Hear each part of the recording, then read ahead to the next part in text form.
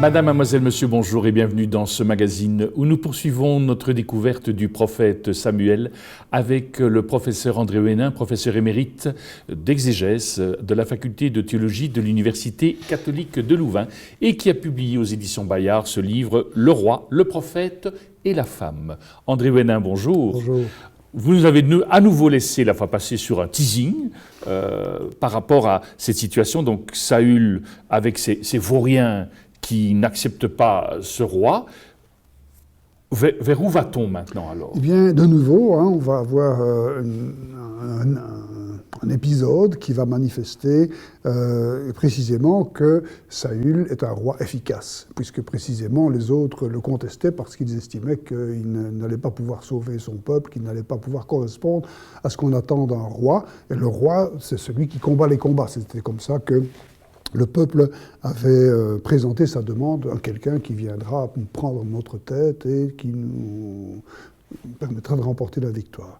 Et effectivement, donc à ce moment-là, une ville de Transjordanie qui appartient à Israël est menacée par un peuple voisin, les Ammonites, et qui menacent ces gens-là de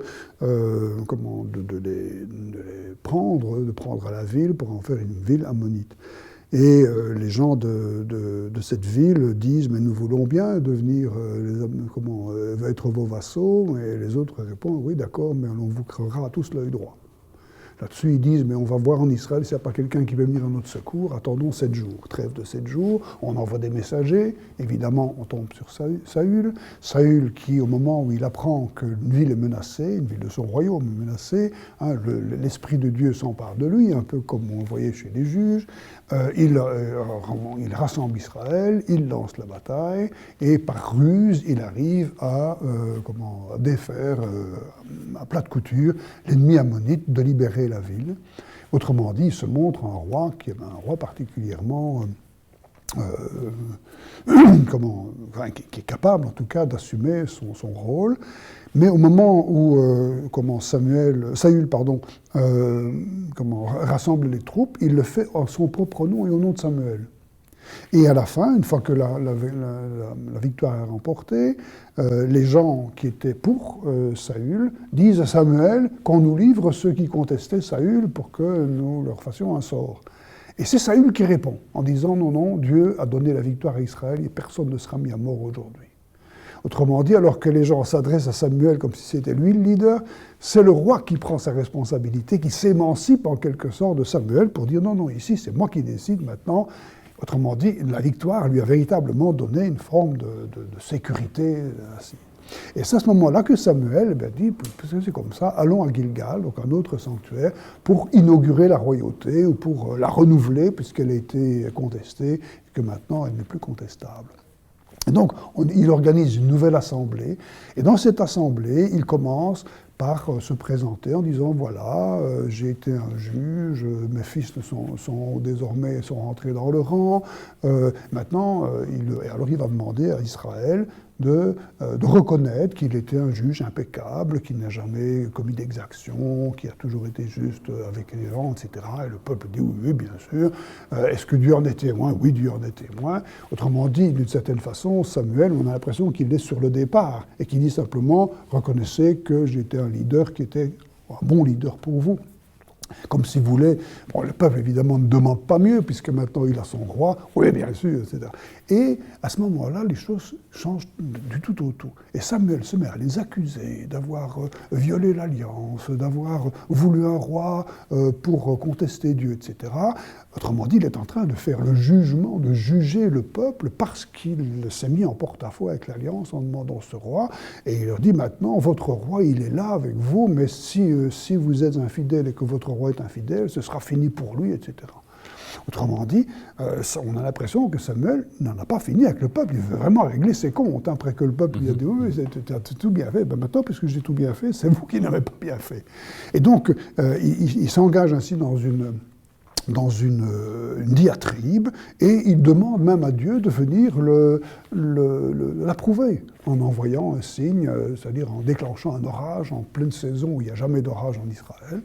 Dieu répond, Et alors là-dessus, Samuel dit, ben voilà, vous avez votre roi, mais c'est moi qui continuerai à vous dire le chemin du droit et du vrai, et j'intercéderai pour vous, etc. Autrement dit, Samuel, en fait, il a fait mine de se retirer, mais en fait, il veut rester le garant de l'alliance. Et Dieu, qu'est-ce qu'il fait là-dedans? Eh bien, Dieu, d'une certaine manière, il est pris au piège. Pourquoi? Parce que Samuel ne sort pas de l'idée le roi est intégré dans l'alliance, et donc s'il y a infidélité à l'alliance de la part du roi ou de la part du peuple, ce sera le malheur. C'est bien la règle du jeu. Sauf que Samuel profite de ça pour ne pas se retirer. Et donc Dieu, d'une certaine manière, doit bien approuver Samuel, sans quoi il se dédierait par rapport à sa volonté de garder le roi et le peuple à l'intérieur de l'alliance. Et Samuel en profite, lui, pour se remettre en selle et pour dire maintenant le garant moral de tout cela, c'est moi. Et donc, on a vraiment un type dont on a l'impression qu'il ne veut pas lâcher le pouvoir. Comme s'il a l'impression que si lui n'est plus là, plus rien n'ira. On voit ça de temps en temps chez des gens qui ont eu du pouvoir pendant un certain temps. Tout à fait. Donc, ça dit quelque chose de notre humanité aussi. Tous ces textes disent quelque chose de profondément humain. Ici, on est en train de démonter cette illusion de quelqu'un qui a eu du pouvoir, cette illusion qu'il a que sans lui, ça n'ira jamais plus. Au fond, ça montre bien que le pouvoir a quelque chose de dangereux dans la mesure où on risque de penser qu'il y en a un seul qui est capable d'exercer le pouvoir de manière correcte. Ce Saül, il va vraiment vivre sa situation de roi, il va vraiment agir comme il faut, ou bien lui aussi va à un moment donné trébucher? C'est-à-dire que Saül, en fait, il est coincé. En fait, Samuel va lui pourrir la vie. Donc l'épisode qui suit ce moment où Samuel, d'une certaine manière, se remet en selle pour dire, au fond, le responsable, le répondant moral, c'est moi, il va y avoir une guerre contre les Philistins. Enfin, c'est récurrent. Les Philistins veulent attaquer Israël, et à ce moment-là, Saül est avec sa troupe d'hommes en train d'attendre Samuel à Gilgal. Samuel lui avait dit « tu m'attendras à Gilgal pendant 7 jours », etc. Et puis 7 jours après, Samuel n'est toujours pas venu, les gens commencent à paniquer, ils s'en vont parce que les Philistins approchent. Qu'est-ce que Saül fait? Saül il offre un sacrifice pour faire en sorte que Dieu soit de son côté, et au moment où il a offert le sacrifice, il y a Samuel qui déboule et qui commence à lui dire « tu as rejeté l'ordre de Dieu, parce que tu as rejeté l'ordre de Dieu, Dieu te rejette, tu ne seras plus roi, Dieu va chercher quelqu'un selon son cœur, etc. » En fait, Samuel vient là de sa propre autorité. Dieu, il n'y a aucune trace de ce que Dieu lui a dit. Maintenant, on va dire un petit peu à Saül que ça ne va pas. D'une certaine manière, il vient de nouveau fragiliser le pouvoir du roi, comme pour bien, après avoir fragilisé le peuple, il fragilise maintenant le roi, comme pour bien montrer que le chef, ça reste lui. Mais n'empêche que la bataille va bien se passer grâce au fils de Saül, Jonathan. Une grande victoire va pouvoir être remportée, et Saül va continuer à remporter un certain nombre de victoires. C'est la fin du chapitre 14 qui montre bien qu'au fond, Dieu n'a pas du tout renié le roi Saül, mais au contraire, le roi Saül continue à régner sur son peuple, etc. Sauf que dans cette histoire avec Jonathan, il y a un petit épisode où Jonathan a violé un vœu solennel que le roi avait fait, à savoir, tant qu'on poursuit les Philistins, on ne mange pas. Sauf qu'à ce moment-là, au moment où le roi l'avait dit, Jonathan n'était pas là.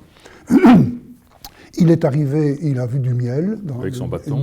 Il a pris avec son bâton, il a mangé du miel, et il a dit au fond, mais le roi a eu tort. Enfin, les gens lui disent, mais tu sais que le roi a dit qu'il ne fallait pas manger. Et puis il dit, le roi a eu tort, regardez, moi maintenant, comme je suis, je suis reparti avec ce peu de miel que j'ai mangé. Mais à ce moment-là, il y a quelque chose qui se passe mal. Dieu est de nouveau consulté pour savoir s'il faut poursuivre les Philistins. Dieu ne répond pas. On se demande pourquoi.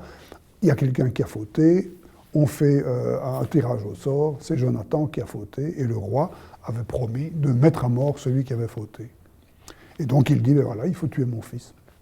Alors c'est le peuple qui va défendre Et autrement dit, Saül ne va pas mettre à mort son propre fils, parce que le peuple s'y oppose. Et la question est, qui le roi doit-il écouter? Le roi doit-il écouter Dieu ou le roi doit-il écouter le peuple? Et en fait, Saül, c'est celui qui a été demandé par le peuple. Le nom de Saül, c'est Shaoul, c'est le demandé. Il a été demandé par le peuple, mais il a été accrédité par Dieu. À qui va-t-il être fidèle? Sachant que, selon la logique du texte, être fidèle à Dieu, c'est aussi être fidèle au peuple et à ce que le peuple doit être pour pouvoir vivre une vie heureuse sur la terre qui est la sienne, à savoir le peuple de l'Alliance. André Ouénin, merci beaucoup. On poursuivra dans un prochain magazine. Nous arrivons au terme de cette émission. Au nom de toute l'équipe qui a préparé ce magazine, il ne me reste qu'à vous souhaiter une excellente journée et je vous dis à très bientôt.